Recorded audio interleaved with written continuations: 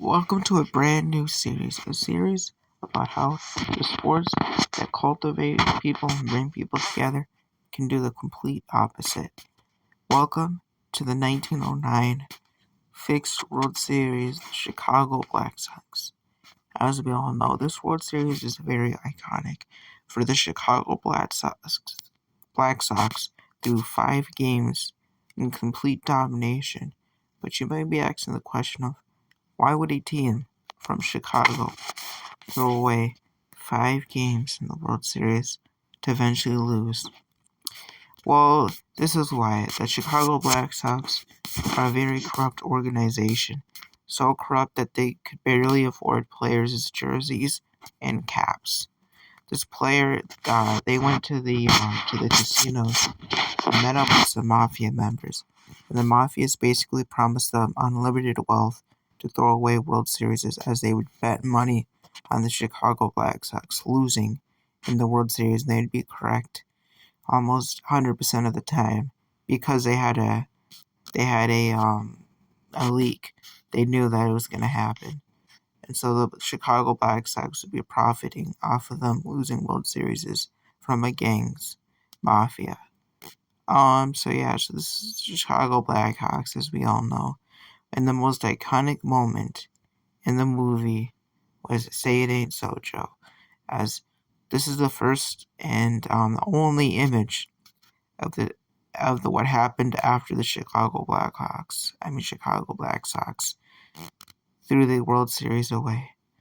Now in the movie, they say that there was a crooked way of losing, and it definitely is that way, as it seems to be. Now, a lot of people till this day say it's just accusations and that there's no merit to this, and that it's more of just a conspiracy theory than anything else. But some of it has been proven that it is more than just a conspiracy theory, and that it actually did happen. And there's been documentaries and series proving that the Chicago Blackhawks were no more than a fraud in 1909. And it has now become Major League Baseball's most iconic moment for all the wrong reasons, as Major League Baseball wants you to forget that this even happened, as they throw this back and forth, never to be seen again.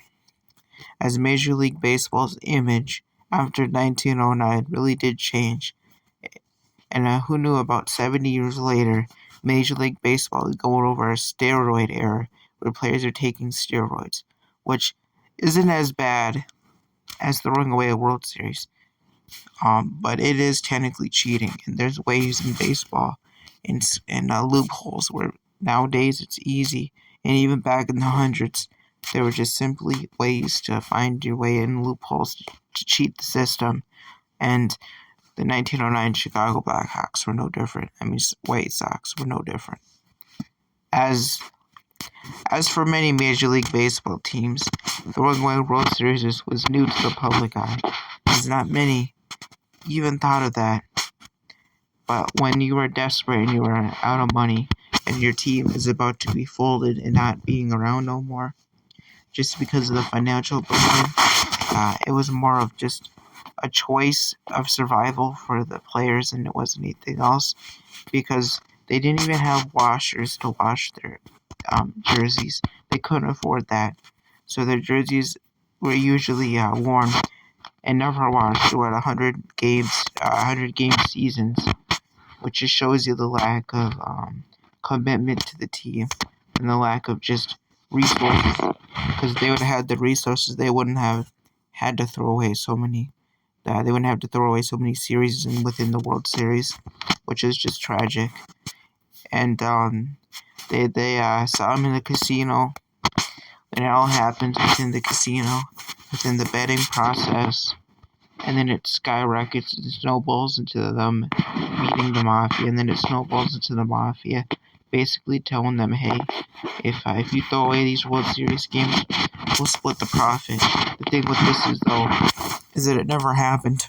In fact, the Chicago Black Sox barely even made a penny or a dime after their World Series throwaways, because the mafia lied to them and essentially just gave them the less paycheck as they would keep about 95% of their profits, while the Chicago Black Sox would have a little bit of money, not enough to completely make sure that their financial burden was taken care of.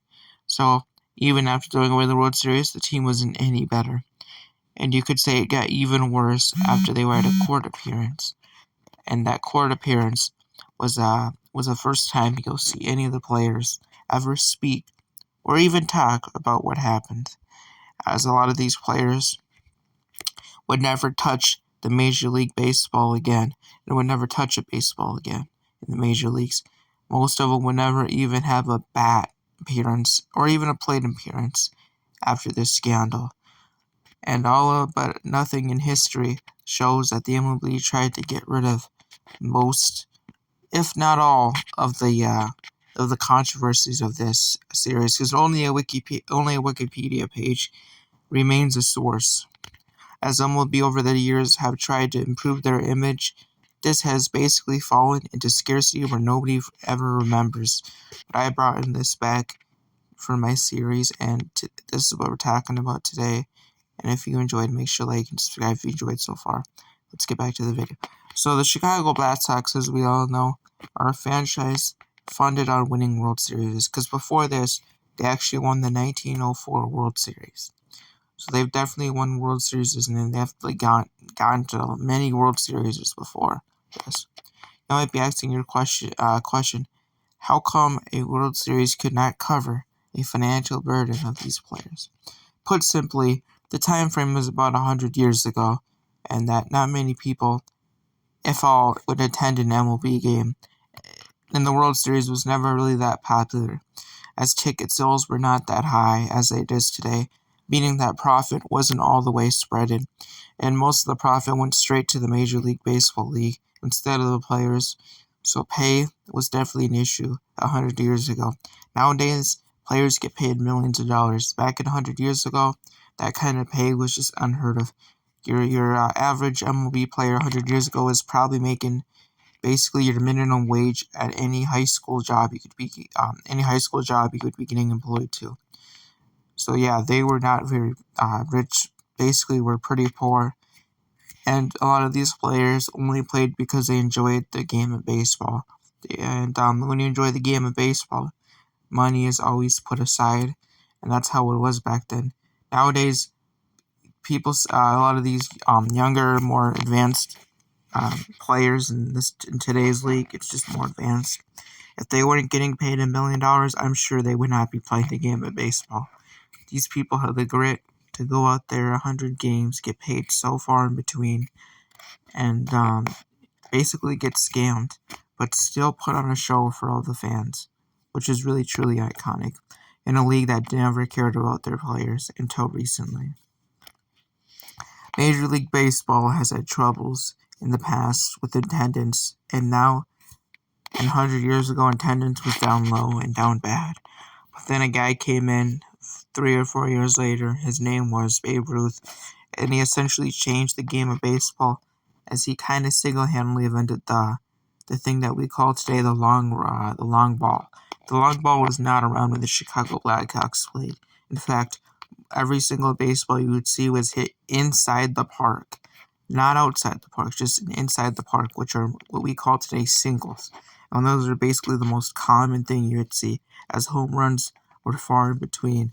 But when Babe Ruth came in the league, home run became popular, and more players started gravitating towards that way of playing baseball, which completely changed baseball forever. As the the Chicago Black Sox never, ever probably hit one home run this series. Never. No teams did. It was just a run fest of singles.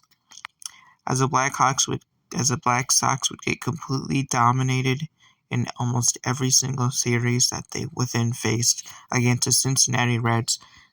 This is tragic. This is just how sometimes sports, even though that we all love sports, it can turn it into the worst for some people, and their careers could be over within a span. And this is what happens when sports goes out of sports.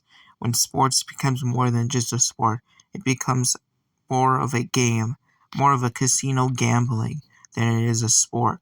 And when that does happen, teams get desperate out of money and financial burden to try and escape the inevitable of a declining baseball team. And when you are declining, you are desperate. And when desperate times happen, you get even more desperate. And when you are desperate, you do anything to get any little advantage. And when you do not get an advantage, your team folds and you become nothing more than the 1909 Chicago